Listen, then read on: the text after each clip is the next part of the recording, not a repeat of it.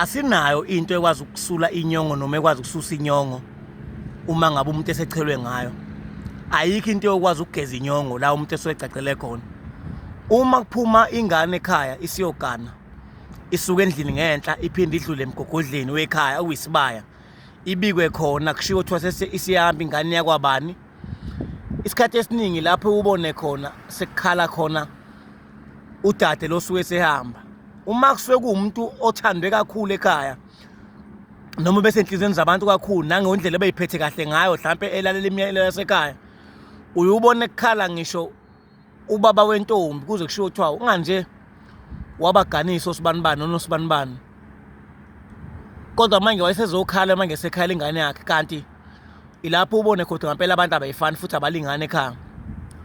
So ke ngisekuthenini le nkulumo ikhulunywe omama ethi uma ngabe mntanami ukuthi uthwala kanzima phambili obuya esebejwayele ukuyikhuluma manje imfeketho lo nkulumo, ngoba amantombazane amaningi ngempela ashiya abuyele emuva ethi uma ngabe uhluphe, uma ngabe uthwala kanzima phambili obuye, ngoba ingane uma ngabe ikhulunywa lapha acinyelwa omama beyilaya basuke benazi inkinga kodwa bagugela kuphi emzini yabo. Ngelanga lomcimelo nje lapho esuyicimeliswa khona intombazane izolaka kuphethwe izipho, hayi ukuthi labo mama bahleli kahle emzini futhi bahlala kahle emzini baphathwa kahle, banazi inkinga zabo kodwa bagugela kuphi, bagugela emzini yabo. Bayatshela ukuthi ngoba ubulawe ngenkomo ngapha waphuma ngebhokisi wayofa lapha, wayovuswa ngenkomo lapho yakhona futhi yomqhoyiso kuphelile ngawe. So ubaba wentombi ngoba esuke ekhala sokuthi kwesinye isikhathi ingane yakhe othothi beyikhonze kakhulu ayise ukuphinda ifike la ekhaya ngokuthi izohlala kuphele ngisho iviki, cha, kepha iyofika namhlanje ibuyele ntambama, ifike ekseni ibuyele ntambama kuphi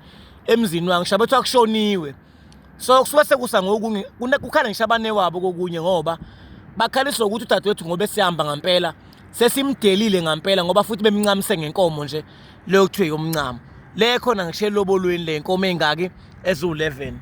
So ke ngisekuthenini ke abantu abayeke ukukhuluma inkulumo abangabazali ukuthi bethi uma ngabe uxakeka wobuya, ingane mangabe ithwala kanzima kunezimo engaphezulu kwayo, ayikube ukuthi ithola indawo iyakhela umuzi wala ekade igane khona, noma ngabe ethi uyayixosha lo oga emganile ngoba usuke entululwazi engazi ukuthi unkosikazi akaxoshwa kusiyena wakhe.